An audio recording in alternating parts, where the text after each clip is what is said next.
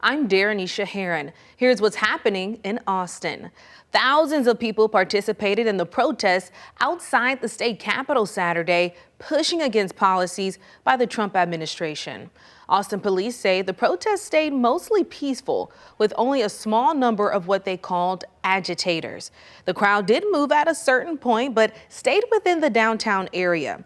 Austin Mayor Kirk Watson praised the peaceful nature of the demonstration, saying Austinites made their voices heard and did it in the right way.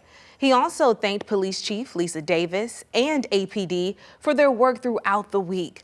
Similar protests also happened in Bastrop, Taylor, and Pflugerville Saturday. We reached out to Austin police on the number of arrests. Officials said they'll have more information in the coming days. Earlier in the day Saturday, Texas DPS announced that the Capitol grounds were closed because of a threat against lawmakers attending the rally. Ultimately, DPS announced they arrested a suspect in LaGrange, but that person's name and any charges they face have not been released to the public. We're hearing from Austin-based researchers who just took a big step forward in neurotechnology. They've successfully implanted a device into a patient's brain that could someday help people who've had strokes or are living with ALS communicate again. The company Paradronics is hoping to put Austin on the map as a leader in this groundbreaking field. Here's KVUE's Isabella Basco. Imagine losing the ability to speak from a stroke, ALS, or a spinal cord injury. But you can still think about it. Matt Engel, the founder and CEO of Paradronics, a neurotechnology company, understands the frustration. The kinds of things that would affect me the most in my own family life, one of the things that's most important is being able to talk to my kids. And they stop being able to form those kinds of bonds and communicate on the emotional things and the things that are really important. And so, their relationships suffer. To help patients restore their ability to communicate, Paradronics developed an implant that can read out brain signals and translate them into commands. Dr. Stephen Rue is a neurosurgeon and the chief medical officer of Paradronics. In May, they teamed up with their clinical partners at the University of Michigan. For the first time in a live human surgery, we took our entire system and we implanted it just for about 20 minutes. Now, Dr. Rue says their team is focused on moving quickly and safely to help more people. Taking that to the masses, creating a commercial device that we can actually implant into humans that doctors anywhere in the world can prescribe to help patients, that's a whole nother engineering and scientific challenge. As the company works through the next steps of testing, Rue and Engel's hopes are to tackle that challenge head-on and transform the lives of possibly millions of people. A lot of people are waiting for cures. In the meantime, technologies like this can offer a pathway to therapy and offer people their sort of lives back. That was Isabella Basco reporting. Paradronics is now hoping to get their trial approved by the FDA by the end of this year and enroll their first patients as soon as early 2026. A former Williamson County sheriff and county attorney are one step closer to going to trial. Robert Chody and Jason Asor are accused of ordering the destruction of TV footage showing the in-custody death of Javier Ambler back in 2019. The footage was captured by crews with the show Live PD. On Friday, a judge clarified what evidence prosecutors can use in the trial. Round Rock City Council approved adding 40 more license plate reader cameras. 30 of the new cameras will be mobile and 10 will be fixed in areas with high crime. Round Rock has been using flock safety since 2022. And over the last few weeks, community members in Austin and San Marcos have opposed adding more flock cameras because of privacy concerns.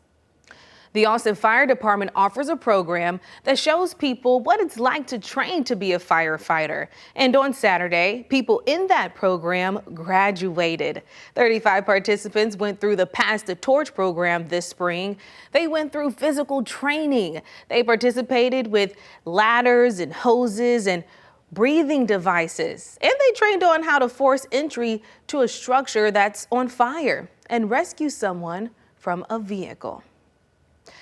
The city of Bastrop is expanding its on-demand transportation service for folks who live within the city limits. It's part of the Capital Area Rural Transportation System, or CARTS.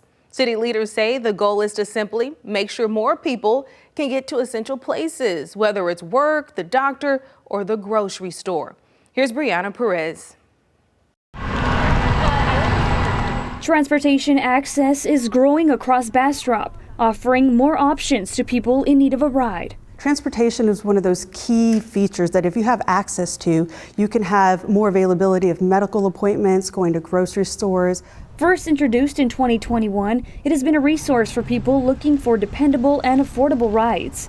Assistant City Manager Vivian Andres says earlier this year they identified a need for greater transportation options for some areas in Bastrop.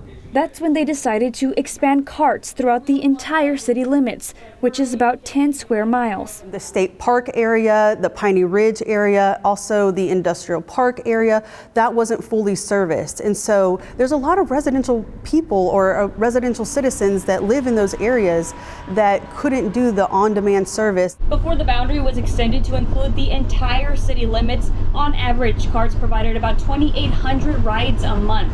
Now, city leaders say they expect that number to increase. CARTS operates Monday through Friday from 7 a.m. to 7 p.m.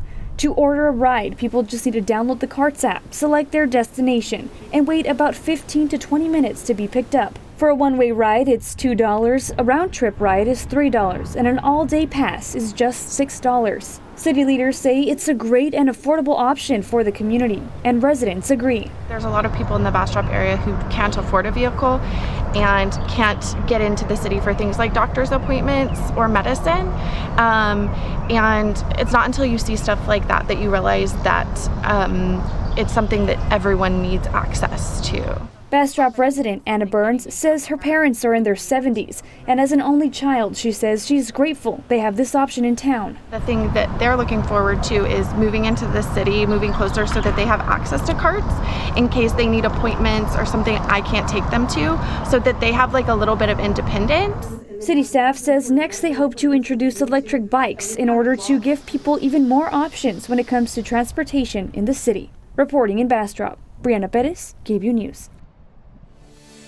An unusual call for Austin firefighters on Friday. They rescued a man who got struck in a sewer drain. It happened along West Bend White Boulevard near Menchaca Road in South Austin. Firefighters used a saw to cut through the concrete and pull the man out.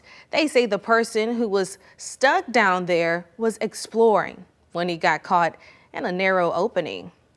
Austinites walking around South Congress Avenue saw this unusual sight: a robot wearing a cowboy hat walking alone. He had a sign on him reading "In Training," but nothing else. It's unclear who the robot belongs to or why it was walking by itself. Those are the headlines here in Austin. I'm Darenisha Heron.